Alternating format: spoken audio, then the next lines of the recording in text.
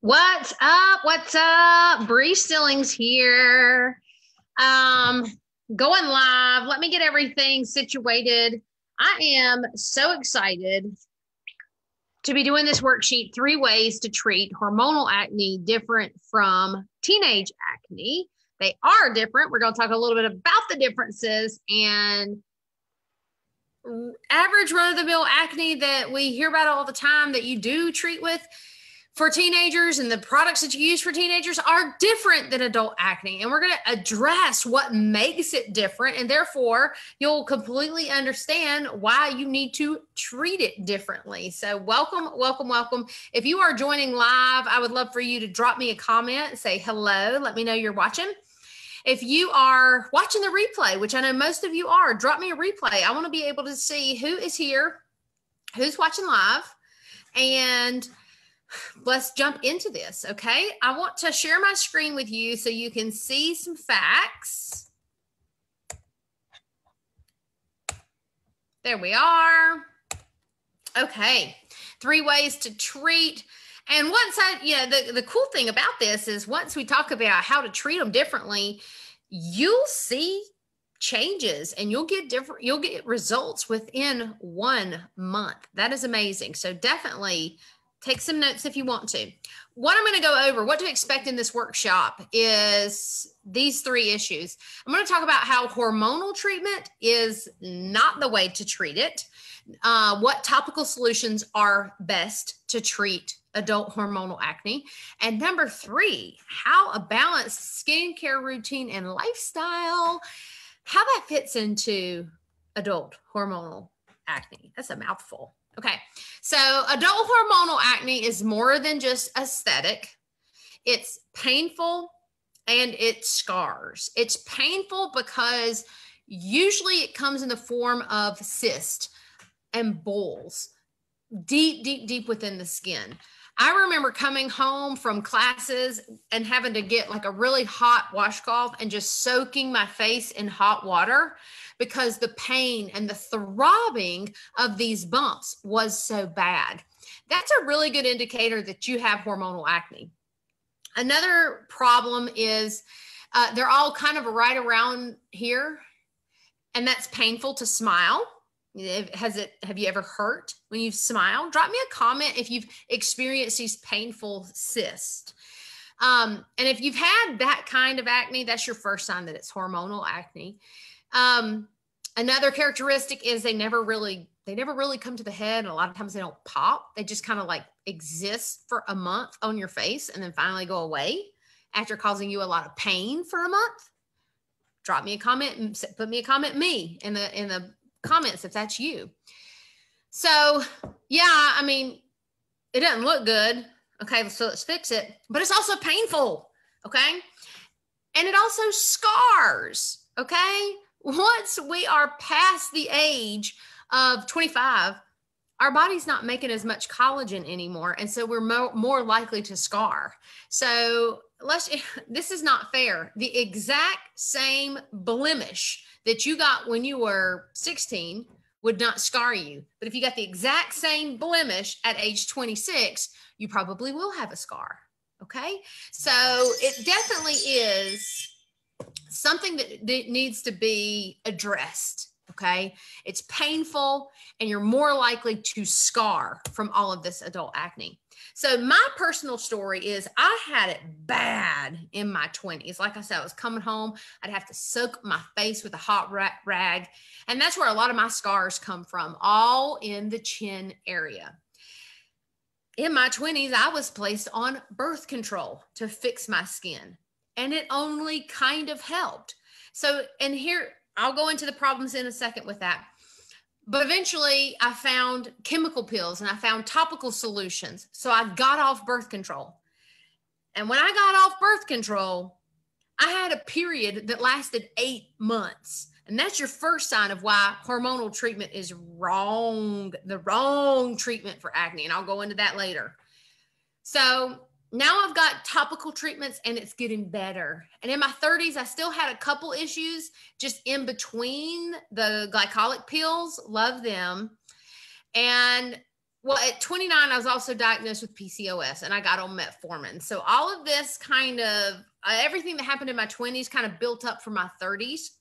And by the time I was about 35, I was really starting to get into a really good skincare routine. I knew what my body was going through now. I knew how to treat it appropriately.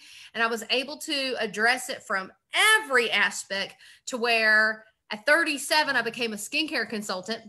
And I have spent the last 4 years perfecting the ideal skincare routine for women. Today I'm 42 and I love my skin for the first time. I feel like I have skin that looks better than other 42-year-olds. How many people can say that? Definitely not a girl who used to have cystic acne. But now at 42, I can say I love the way my skin feels and I love showing my skin off. So, are you in the right place? Okay. I keep talking about this adult hormonal acne. Here's how you know if you're in the right place. If you are breaking out mostly on your forehead, this is the wrong workshop for you. You're probably breaking out from your hair care products. So I would recommend that you get on just a better skincare routine to clean your skin, but readdress what you're putting in your hair. If you are breaking out on the cheek area, also get a good skincare routine to clean your skin, because honestly, that's just dirt and bacteria. Get it out of there and start washing your pillowcases more often. If your breakouts are mostly on your forehead and your cheek, y'all can go ahead and log off. I'm not talking to you anymore.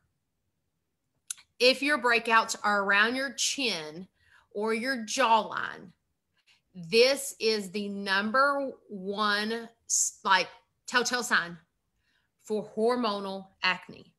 Look at yourself in the mirror. Look at your scars. If the acne is from here down, and always has been, not just because we're wearing masks right now, but has always been for the last 20 years of my life, it's all for me. It's all right here. And this is where all my scarring is today. You're in the right place. I want you to be here. I want you to hear what I have to say. Okay. You are not alone. 50% of women in their 20s suffer from adult acne. 25% of women in their 40s suffer from adult acne. It's almost like you get a break in your 30s. And just when you start to think, oh, I'm finally getting out of this, it's going to come back. Okay. Hormonal acne usually stems, this kind of acne that's located down here usually stems from an underlying medical condition. Most of you in this group probably have a little bit of PCOS, or you might have some increased androgen levels. You might be in menopause. There's another hormonal imbalance. Or you have some other type of underlying medical condition which makes your hormones whoppy-joppy. It is more stubborn to treat, and it's all going to be down here. Okay. So that is who this workshop is designed for. If you are in this category, and because it's caused by these underlying medical conditions, the benzoyl peroxide face wash and the salicylic, just those like little Noxzema wipes that all the teenagers are using, that's not going to work on your skin. Because the issue is not on the surface. The issue is deep inside. It's all those hormones that are crazy. And that's why, my number one way to treat all this, tip number one is do not do a hormonal treatment, okay? Although it's widely accepted as appropriate by doctors, you go in and you have really bad hormonal acne, or you have PCOS, they say, well, let's take some birth control. I want you to imagine this for a second.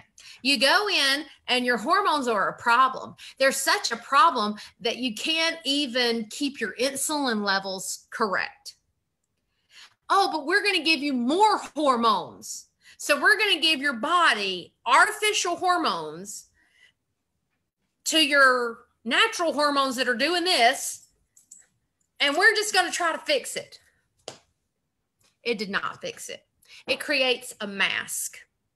It hides it. Because what happens when you get off those hormones, then your body goes, ah! And they get even crazier. My evidence is when I finally found the topical solution to clear my face up, and I got off of birth control and went with a non-hormonal form of contraceptive. I talked to my doctor about that. That's what you need. I'm not here to talk about contraceptives. You and your doctor talk about that. But I got off of the pill. I was taking the pill. I got off of the pill and went with a non-hormonal contraceptive, and there's some out there that are very, very low contraceptives. But I got onto that, and you know what happened? I was supposed to not have a period at all, but instead I had a period that lasted 8 months. It never stopped. It just went. I finally had to go see a doctor who put me on a 14-day hormonal treatment again to rebalance out everything so that I could finally become a normal human again. That's just the first indicator that giving your body hormones when hormones are the problem is probably a bad idea. Okay? Not only that, taking the pill has all kinds of side effects of blood clots, high blood pressure, breast cancer, stroke in women. Holy cow. You shouldn't be taking birth control just for the heck of it to try to clear your face when there's so many other ways. Birth control was designed as a contraceptive. And if you and your doctor feel like this is the right form of contraceptive for you, then go for it. But you really need to have that kind of educated conversation with your doctor, not with your dermatologist.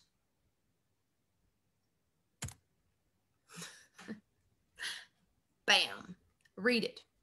Read it and let it sink in. It should only be a contraceptive. It was designed as a contraceptive. It should be that. It should not be a form of treatment for acne or PCOS.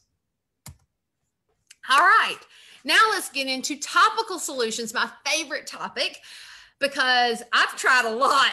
In the last 20 years, I've put a lot of stuff on my face, and I have researched a lot, and I have really come into 2 of my favorite ingredients. And this is really what I want you to start thinking of. So retinoids. A retinoid is basically anything with the name retinoid in it. Retinol, Retin-A. Accutane has retinol, but like a really bad form of retinol. So don't do Accutane. In fact, I think they took Accutane off the market. But just look for a retinol, okay? Any type of retinoid is a form of vitamin A, which is it shows the most promise for treating acne. Basically, vitamin A turns over cell regeneration faster than it normally would. So it takes your skin, it like exfoliates it faster. Okay. And that kind of prevents the cyst from developing deep inside your skin. Okay. I also like it because it lightens the look of wrinkles. Hey, winter, chicken dinner. And it also can minimize the look of all my scars that are still left over from my 20s. Retinoids help with all of that. It's like a winner. I love it. Okay. Retinoids can be kind of strong for your skin. Okay. You basically, anytime you use a new retinol product, you need to gradually get your skin used to it. If it's a lotion, we recommend like every other day. If it's a pure retinol serum that you're getting from the dermatologist, or I found one over the counter that's pure retinol serum, I got my face used to it for 8 weeks. Okay. You've got to build up your tolerance to the retinol, but it's fantastic. Okay. A lot of lotions have retinol, or you can find a retinol serum. And I have both of those forms of retinol in my bathroom right now. And I use the cream every single night. And then I hit my skin up with the jumbo serum about two nights a week. Sometimes 3 nights if I can fit it in there. You just rub it in.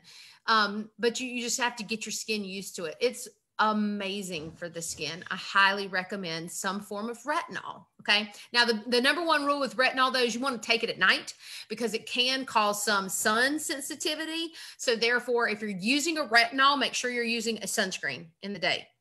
And so a lot of skincare lines that sell a retinol lotion will sell the matching day, like a night cream and a day cream. Retinol SPF. That's really what you're looking for.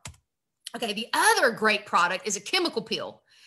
A chemical peel, and I'm really talking about glycolic acid here. Glycolic acid is another fantastic ingredient that goes down 4 layers of skin, okay? And it forces the cell regeneration and a faster exfoliation process. Now, I got pictures over here of 2 different chemical peels. This is a chemical peel from a dermatologist. It's about 30% glycolic acid. It is going to completely peel all 4 layers faster. You can see what her acne was before, and it pretty much peeled it off to beautiful skin. Okay. That is dermatology grade glycolic acid, but you got all these side effects. You have to deal with the peeling. So if you're okay with like living in a barn for about 3 days, then go for it. There is over-the-counter retinol. So instead of being 30%, it is like 12% concentration. It's much weaker, but you're not going to have the crazy peeling and redness. You're not going to have the side effects. So you would just use it once a week. Okay. And I made a great tutorial this week in the group. If you would like to see my tutorial on the differences between these 2 glycolic acids, comment right now, glycolic acid, and I will tag you in that tutorial so you can see how it works. And you can make a decision for yourself which one would be better for you, if you want to go with the dermatology grade or if you want to go with the over-the-counter. Okay. So in summary, topical solutions, you need to look for the vitamin A, retinoid, anything. It's just some form of vitamin A and glycolic acid. Those are the top 2 topical solutions to help healthy cell regrowth to address hormonal acne. How is that different from teenage acne? Because in teenage acne, I would tell you that the 2 ingredients that you need are benzoyl peroxide and salicylic acid. Have you heard me stay away from those 2 ingredients? Okay, that is for teenage acne. Get that out the door, okay? Adult hormonal acne, you're going to be better off looking for vitamin A products and glycolic acid products, because dirt and clogged pores are not our problems. Hormones deep underneath the skin causing cyst and irritation and inflammation, that's our problem. Okay, then number 3 is an overall balanced skincare routine to keep your pH balance level. So here are some very good tips. These are good rules of thumb, okay? Why do you need this? To make this work, okay? If you're only doing retinol and only doing glycolic acid, but you're not even washing your face every morning and night, you're kind of paddling up that creek without the row, okay? You gotta fit that retinol and glycolic acid into a good lifestyle. Let's talk about the lifestyle. Wash your face. Wash your face every morning and night, okay? Another tip, only use a pea-size amount, like a little green pea. Can you visualize a little green pea on my finger right now? Only use a pea-size amount of any product, ever, okay? Applying too much of it can either dry out the skin or increase irritation. Number 3, always wear skincare. I'm going to tell you why. There's 2 main reasons. And I did like a week long of training in this group 3 weeks ago about the importance of sunscreen for adult acne. Okay, number 1, if you're taking my advice and using a form of retinol, then you need sunscreen during the day because your skin is going to be extra sensitive to the sun. Bam. Okay. So if you're using a retinol, you better have sunscreen. Now, the other reason why I think sunscreen is really important is because we women with adult acne are going to have scars, because adult acne scars more than teenage acne. Cystic acne is going to scar more than teenage acne. So this is not a workshop about scars, but you probably have scars too. And scars in the sunlight can, if you increase the color pigmentation of the scar, they can get a lot darker and a lot more noticeable. Who wants that? So you're really not hurting your skin, but why would you want to make your scars more obvious? Okay. We're all trying to have beautiful glowing skin right now, not make our flaws more noticeable. So please wear sunscreen. Okay. Number 4, use only non-cosmetic. I cannot say that word, but use that kind of word. It basically is a fancy dermatology word for products that do not clog pores. Okay. So don't do all of this fancy skincare. Don't spend $200 worth of skincare and then go to the Dollar Tree and buy your e.l.f. cosmetics. I don't know you are wasting some time. Okay. If you're going to take the time to really change your skin, feel better about your skin, actually repair damage from your skin, then do the next level and just keep it healthy. And that's by using non-cosmetic products, which for your makeup.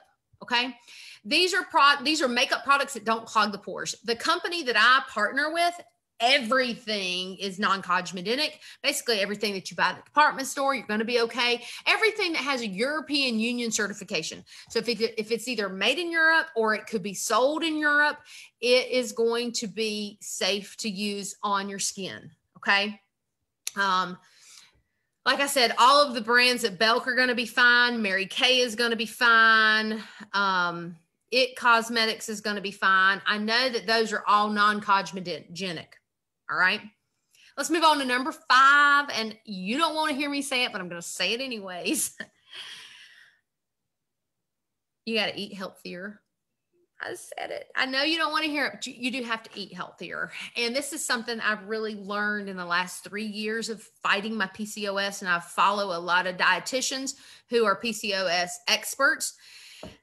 I'm not saying you have PCOS, but if you got some type of hormonal acne going on, you could benefit from the exact same things I'm talking about. Same thing with menopause. If you're in the middle of menopause and having some hormonal acne, eating foods that are non-inflammatory are going to reduce the amount of cyst that you create.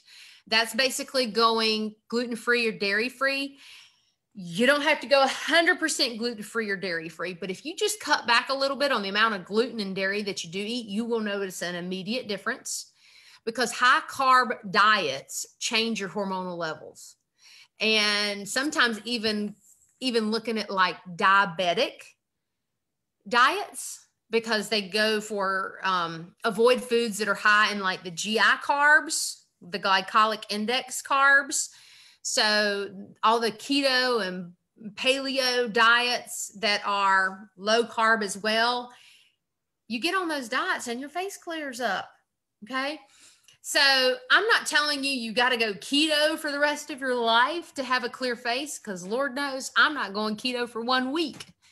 But lowering your high carbs, lowering your gluten, lowering your amount of dairy, it actually will kind of help. So sorry, that's bad news, because I really just want to dig into a pepperoni pizza every night, but I can't do that. All right.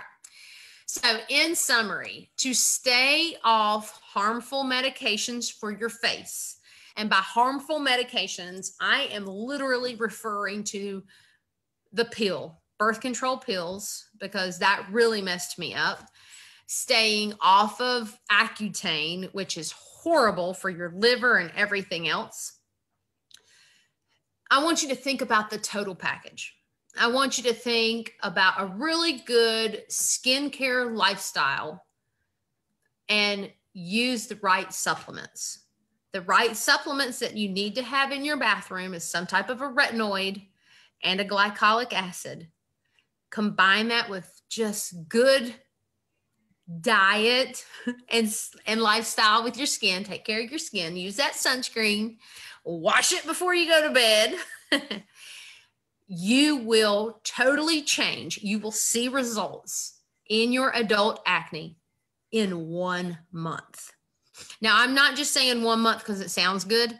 I am saying 1 month because a scientific, I have evidence, your skin renews itself every 28 days. And as I mentioned, our acne is not on the surface. Our acne is deep down. So if we start addressing with all the supplements and we're hitting deep down, within 4 weeks, within 28 days, that deep down skin is going to be the skin on the top.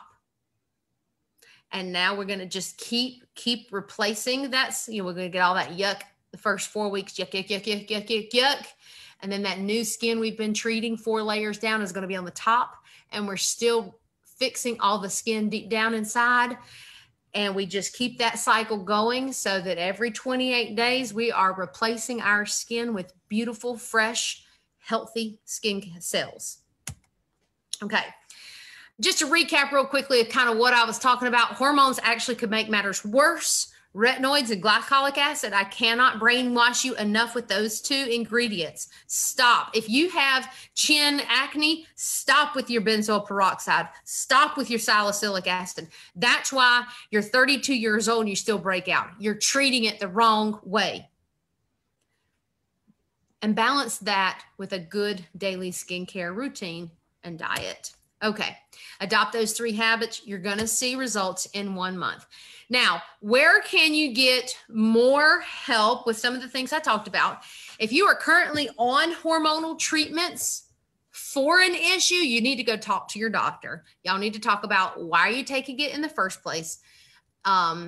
Is it helping your underlying issue? And then what else could you do for your underlying issue? Talk about all of that with your physician. Number 2, reach out to your current beauty consultant about trying different products with retinol and glycolic acid.